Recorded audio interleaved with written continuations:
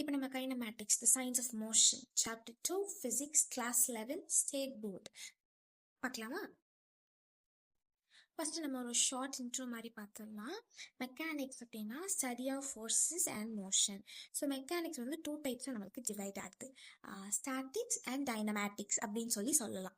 Objects at R rest அப்படின்னு சொல்றது நம்ம ஸ்டாட்டிக்ஸ்னா ரெஸ்ட்ல இருக்க ஆப்ஜெக்ட்ஸ் பற்றி படிக்கிறது. டைனமிக்ஸ் அப்படின்னு சொன்னோம்னா ஆப்ஜெக்ட் மோஷன்ல இருக்கிறத பற்றி படிக்கிறது டைனமிக்ஸ். ஸோ டைனமிக்ஸ் 2 டைப்பாக பிரியுது, அதாவது கைனடிக்ஸ் கைனமேட்டிக்ஸ் அப்படின்னு சொல்லி. ஸோ இப்போ நம்ம கைனமேட்டிக்ஸ் பற்றி தான் படிக்க போகிறோம். ஸோ கைனமேட்டிக்ஸ்னா the study of motion without considering the cause of force. அதாவது இப்போ ஒரு ஆப்ஜெக்ட் வந்து இன்னும் ஒரு சர்டைன் பீரியட்ல நடந்திருக்குன்னு வச்சுக்கலாம்.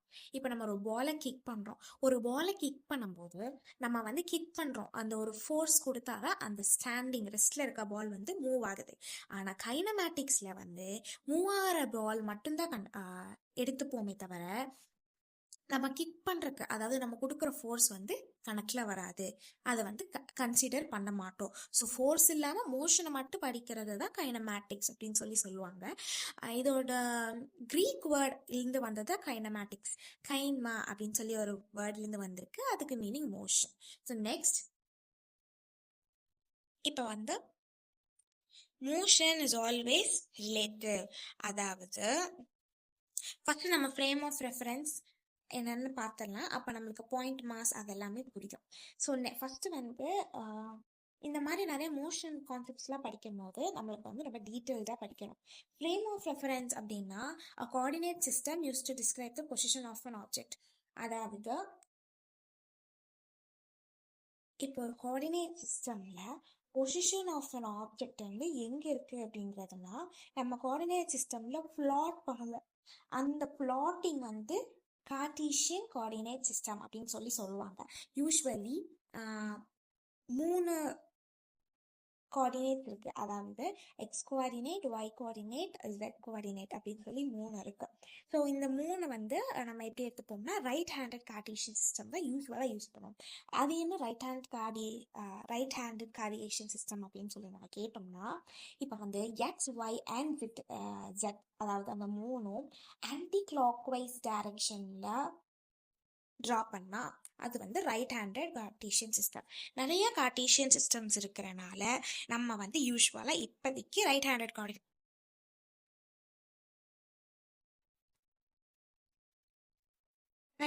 கார்டியேஷன் சிஸ்டம் யூஸ் பண்ணுறோம். நெக்ஸ்ட் பாயிண்ட் ஆஃப் மாஸ் அப்படி என்னன்னா hypothetical mass concentrate at single point with 0 dimension. அதாவது இப்போ வந்து ஒரு டப்பா எடுத்துக்கோன்னு வச்சுக்கோ, ஆனால் அந்த டப்பாவில் வந்து பாயிண்ட் ஆஃப் மாஸ் கணக்குப்படி ஒரே ஒரு சென்ட்ரலாக கான்சென்ட்ரேட்டாக ஒரே ஒரு பாயிண்ட்டுக்கு தான் அந்த மாஸ் இருக்குது அப்படின்னு சொல்லி நம்ம அசியூம் பண்ணுவோம். அதுதான் அந்த பாயிண்ட் மாஸ் அப்படிங்கிறோம். நெக்ஸ்ட் நம்ம டைப்ஸ் ஆஃப் மோஷன்ஸ் பார்க்கலாம். ஸோ டிரான்ஸ்லேஷனல் மோஷன் அப்படின்னா இது வந்து லைக் லீனியர் மோஷன் தான். மோஷன்னா ஸ்ட்ரெயிட் லைன், லீனியர் மோஷன் தான் டிரான்ஸ்லேஷன் மோஷன் சொல்கிறோம். இது யூஸ்வலாக ஸ்ட்ரெயிட் லைனில் போகும். இப்போ நம்ம எக்ஸாம்பிள் ஒரு அத்லெட் வந்து ஒரு 100 மீட்டர் ரேஸ் எல்லாம் சின்ன குழந்தைங்களுக்கு வைப்பாங்கள்ல, எப்படி வைப்பாங்க, ஸ்ட்ரெயிட்டாக ட்ராக் அதுக்கு வந்து கோடு போட்டு அதில் வந்து அந்த குழந்தைங்க ஓடுவாங்க. ஸோ அதுதான் லீனியர் மோஷன் அப்படின்னு சொல்லி நம்ம சொல்லுவோம். இல்லை அப்படின்னா இப்போ நம்ம ஆக்சிடென்டலாக கையில் ஃபோன் வந்து கையில் வச்சுட்டு ஃபோன் கீழே விழுகுதுன்னு சொல்கிறோம். ஸோ ஃபோன் வந்து எப்படி விழும், டைரெக்டாக டியூ டு கிராவிட்டினால டக்குன்னு கீழே விழும், ஸ்ட்ரெயிட்டாக கீழே விழும். ஸோ அதையும் நம்ம லீனியர் மோஷன் அப்படின்னு தான் சொல்லுவோம். Next circular motion, transversing a path. அதாவது circular motion is defined as a motion described by an object transversing a circular path.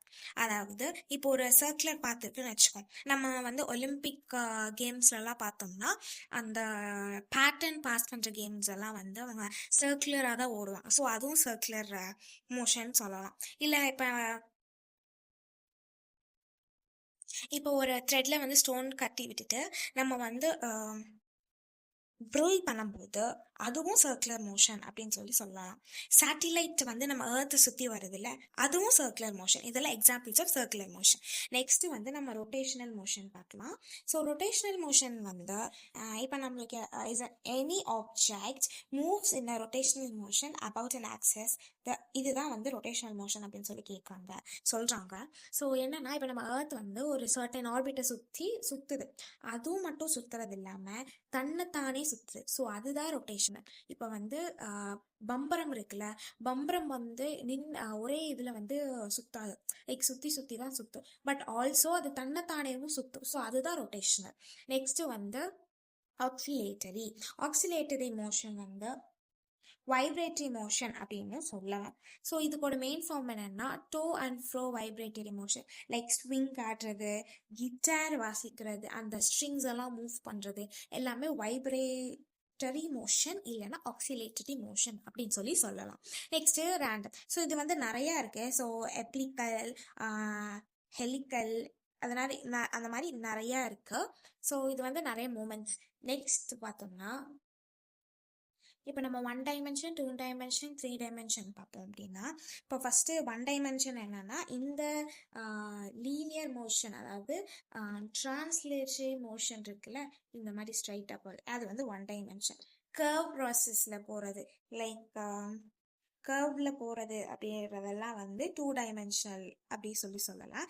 3 dimensional அப்படின்னா 3 டைமென்ஷனல் மோஷன். ஸோ எக்ஸாம்பிள்ஸ் வந்து இப்போ நம்ம ஆல்ரெடி வந்து 3 கோஆர்டினேட் வந்து சொல்லியிருந்தோம், அதாவது X coordinate, Y coordinate, Z coordinate அப்படின்னு சொல்லிட்டு. இப்போ இந்த 3 கோஆர்டினேட்டும் அட் டைம், அதாவது ரெஸ்பெக்டிவ் டைமில் வந்து 3மே சேஞ்ச் ஆச்சுன்னா அது வந்து 3 டைமென்ஷனல் மோஷன் அப்படின்னு சொல்லலாம்.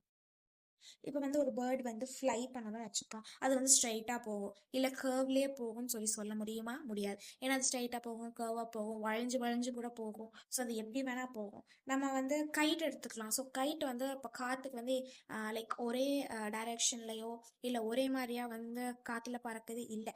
நம்ம வந்து த்ரெட்டை எப்படி வச்சுருந்தாலும் லைக் விண்டு எந்த சைடு அதிகமாக அடிக்குதோ அந்த மாதிரி தான் கைட் வந்து மேலே பறக்குது. நெக்ஸ்ட் பார்த்தோம்னா the language of physics, scalar versus vector. So இது வந்து நம்ம நெக்ஸ்ட் வீடியோவில் பார்க்கலாம். ஏதாவது டவுட்ஸ்னா கமெண்ட் செக்ஷனில் போடுங்க. பை. இந்த மாதிரி ஃபார் மோர் வீடியோஸ்க்கு மறக்காமல் channel subscribe, like and share பண்ணிடுங்க. தேங்க்யூ. பை.